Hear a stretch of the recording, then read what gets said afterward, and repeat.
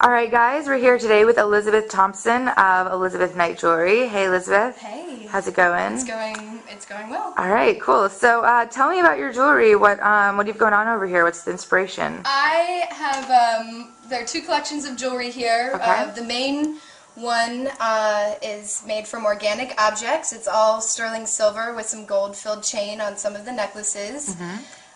They are mostly bones that have been cast from mold making process. A lot of the things I found on my mom's plantation in South Carolina. If I didn't find them, she sends them to me, which is kind of a funny package to get in the mail. But That's crazy. She has been a huge source of my inspiration, and a lot of these things have come from her property. Nice. It's an interesting process getting bones cast. A lot of people think that they're actually wearing the bone when they have a piece of jewelry like this, but the process that you go through is you take the actual piece that you're working with and you make a mold of it, and from there you can make wax copies, and then there's a process of casting. And once the piece is cast, you can have multiples, or as many as you want. This is a frog vertebrae that I have. And when you get them back, they're all white, and they're really white. That's fine silver that has come to the surface.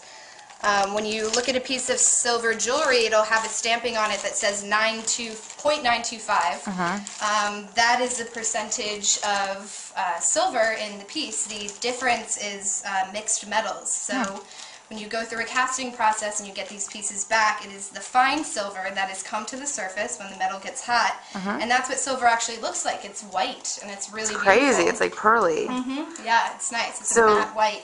So how do you turn it into this? This is much darker than that. It is much darker. I go through a process of polishing it with something that's called a tumbler.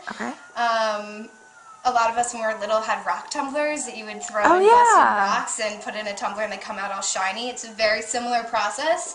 And then I dip the metal in a patina, which is a dye, and it blackens the metal. And from there I polish the pieces, and since they're all interesting organic shapes, when you polish it, it just takes the dark spots off the high points of the pieces, and it really helps bring out the contrast in all of these organic shapes, because they have such an intrinsic beauty to them all by themselves. It's I have really liked using the technique of just highlighting those patterns and textures. Cool. All right. Awesome. It's very interesting. And now your second line is a little different, though. It's a little different. I really like experimenting with different ways of making jewelry, and I have a lot of different sources of inspiration. I will always be inspired by organic objects, but currently I've kind of taken a little detour and started making an armor line. One of my favorite pieces is this tree bark necklace here.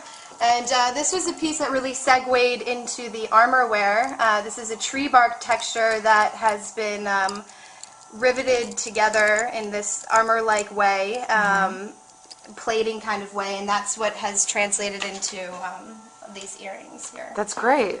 Yeah. All right, well, Liz, thank you so much for taking a few minutes to tell us about all this. This is awesome. Absolutely. And we'll look for your stuff all over town. Great. Thanks. It was nice meeting you. Nice to meet you.